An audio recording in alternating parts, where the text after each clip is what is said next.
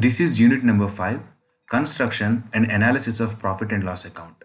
In the previous videos, we have already covered linkage between profit and loss account and balance sheet, how to measure income, how to prepare profit and loss account, and some indirect expenses. In this video, we are going to see two methods of depreciation.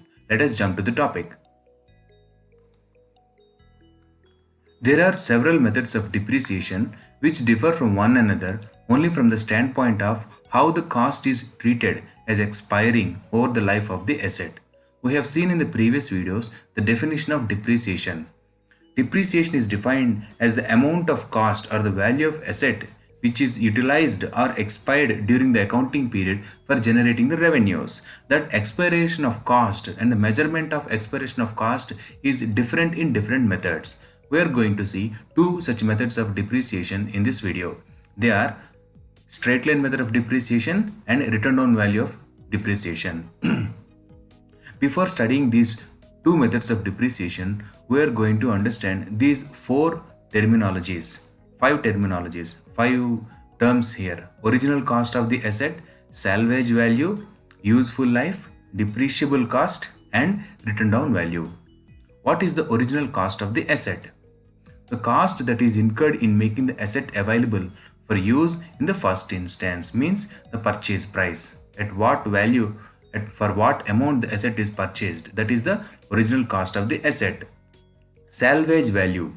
What is salvage value? The expected recovery or sales value of the asset at the end of the useful life. For example, there is a machine and it is useful for 10 years. After 10 years, if we assume that its value is 0, it means that 0 salvage value.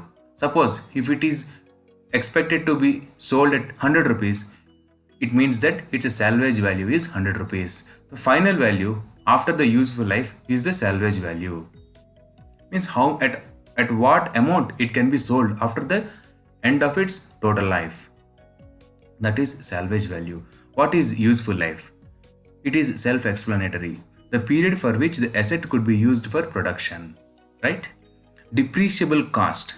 This is the original cost less salvage value. For example, the cost of an asset or cost of a machine is 2000 rupees, and at the end of the term of the life of the asset or machine is its value is assumed to be 200 rupees, then the depreciable cost is 1800 rupees. The net value of the asset will be 1800 rupees. Okay, that is the depreciable cost. Only that depreciable cost will be taken into account for depreciation. Okay, written down value. Written down value of an asset at any point of time is original cost less depreciation up to that date. Okay, after 3 years, if the depreciation is 500 rupees for an asset of 1000 rupees, the return on value of the asset will be 1000 rupees minus 500 rupees. That is 500 rupees will be the return on value. We will see now straight line method of depreciation. Under the straight line method, the depreciable cost of the asset, you'll see here, the depreciable cost of the asset is proportionately allocated as expense against the revenues during each year of the useful life of the asset. This means every year during the portion of the useful life of the asset, same amount of depreciation will be used as an expense, will be reduced as an expense from the value of the asset. We'll see an example here. Assume that a company acquires a machine at the beginning of operations at 1000 rupees. It is expected that the machine will last 10 years and will have no salvage value, which means it will become a trash at the end of the useful time. The depreciation for the machine every year under straight line method will be 100 rupees, because 1000 rupees is the value of the asset and it is going to last for 10 years. So every year 100 rupees will be allocated as an expense called a depreciation. So after first year, depreciation is 100 rupees. After second year, again depreciation is 100 rupees. After third year, again 100 rupees. Every year 100 rupees is taken as depreciation. So at the end of the first year, the value of the asset becomes 1000 rupees minus 100 rupees. 900 rupees is the return on value. After second year, after the end of the second year, the return on value will be 1000 rupees minus 100 rupees for the first year and 1000 rupees minus 100 rupees for the second year. Total 200 rupees depreciation will be removed. 800 rupees will be the return on value at the end of the second year. Okay, you see here. You will understand better by using a graph. Useful life 10 years. First year, second year, at the end of the first year, at the end of the second year, at the end of the third year, and at the end of the 10th year. Every year, the amount of depreciation is same, 100 rupees, 100 rupees, 100 rupees, 100 rupees. Okay.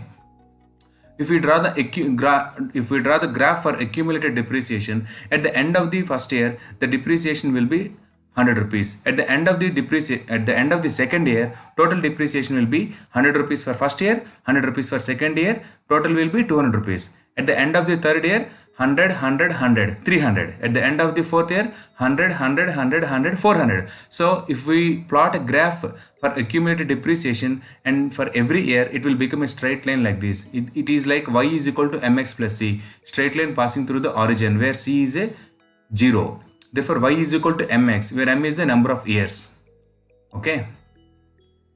Now, return value. If we draw a graph for return on value and the number of years that is lapsed, then it will become a sloping down curve, which is sloping downwards. This graph is sloping upwards and this graph is sloping downwards. Here, initially, the return on value will be the original value of the asset, which is 1000 rupees. At the end of the first year, its value becomes 900 rupees. 1000 rupees minus 100 rupees is the depreciation. It becomes 900 rupees. At the end of the second year, return on value becomes 1000 rupees minus 100 minus 100 means 2 years depreciation will be removed, 800 rupees. So every year the return on value will be reduced equally. Okay, that is the straight line method. Same amount of depreciation will be applied every year. What is the return on value method of depreciation? In the return on value, a certain rate means a fixed percentage. A certain percentage is applied to the return on value of the asset as at the beginning of the each year. At the beginning of the each year, return on value will be taken, and on that return on value, a certain percentage is applied. That percentage and the value applied on that return on value will be the depreciation for that year. We will take an example and we will see. For example, the value of an asset is 1000 rupees at the beginning of the year. It is utilized for 1 year and depreciation is taken to be 20% on that value. Therefore, depreciation for that year will be 200 rupees. Okay, so at the end of the first year, the value of the asset becomes 1000 rupees minus 200 rupees. It is equal to 800 rupees. This 800 rupees will be the beginning value for the second year. Value of the asset at the beginning of the second year. At the end of the second year, again 20% of value of this asset will be utilized, and that is taken as a depreciation. 20% of 800 means 160 rupees. So 160 rupees is the depreciation for the second year. Okay. Then the value at the end of the second year or the beginning of the third year becomes 800 rupees minus 160. It becomes 640 rupees. Again, for the third year, 20% of this asset value will be utilized for generating revenues, and 20% becomes 128 rupees. So 128 rupees is the depreciation for the third year.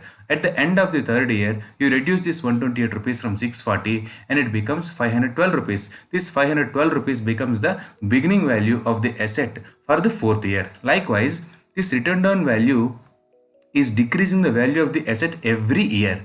This is the annual depreciation. Every year, this depreciation, a fixed percentage, is applied on the return on value of the asset. The accumulated depreciation means, so at the end of the first year, 200 rupees is the depreciation. At the end of the second year, it will be 200 rupees plus 160, 360 rupees. At the end of the third year, accumulated depreciation is 200 plus 160 plus 128. It becomes 488 rupees. This keeps on increasing every year.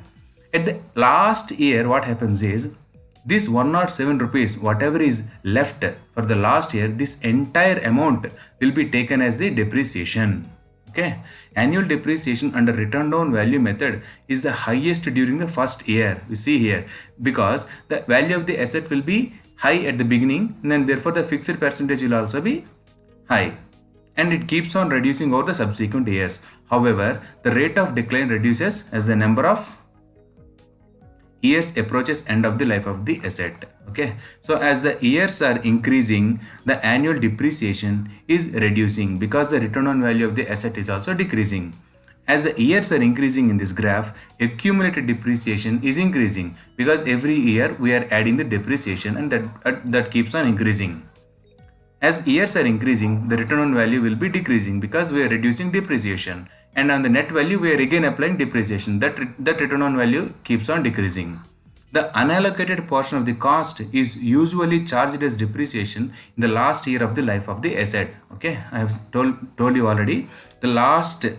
In the last year, the unallocated value, which is 107 rupees in this example, this entire amount will be taken to depreciation. It may also be noted that over the entire life of an asset, the total amount of depreciation charge cannot be different. Okay, methods might be different, straight line method, or return on value, but the total amount of depreciation is same. Whether in the straight line method or in the return on value, the total amount will be the same. In straight line method, it will be 100 rupees each year for 10 years, so total depreciation will be 1000 rupees. Here in return on value also, if we add all the annual depreciation amounts, it will again total to 1000 rupees. If you want to calculate, we can see here. Open the calculator and we'll see. You add all the amounts here.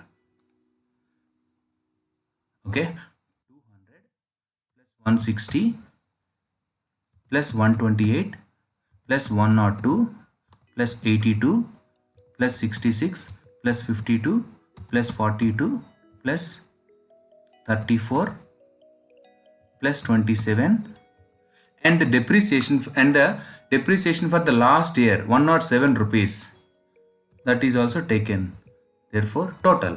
So the total depreciation becomes 1000 rupees. So with irrespective of the method of depreciation, the total depreciation remains the same. The net effect of the methods is thus in terms of showing less or more profit in any particular year. So the effect of using different methods of depreciation will be shown on the net profit. We'll see an example here. Profit before depreciation is 500 rupees. In a straight line method of depreciation, same amount is taken every year. 100 rupees, 100 rupees, 100 rupees every year. Therefore, net profit will remain same. If the profit before depreciation is 500 rupees every year, then every year net profit after depreciation remains the same. Whereas for return on value, initially the depreciation will be high, which means the net profit will be low. These 500 rupees minus 200 rupees will be low. Again, as the number of years, useful life years keeps on increasing, what happens? The return on value of the depreciation applied on the return on value keeps on decreasing, and therefore as it is decreasing, net profit keeps on increasing. You see here, initially it is 500 minus 200, second year 500 minus 160, net profit is 340, 500 minus. So as if the net profit is every year, if the total profit is before depreciation is same and the depreciation annually is reducing, it means that net profit keeps on increasing every year. This is the impact of the depreciation, method of depreciation on the net profits. Okay, I hope you understood the two methods of depreciation, straight line method of depreciation and return on value of depreciation. In the next video, we are going to see the form of profit and loss account. Until then, stay tuned and bye bye.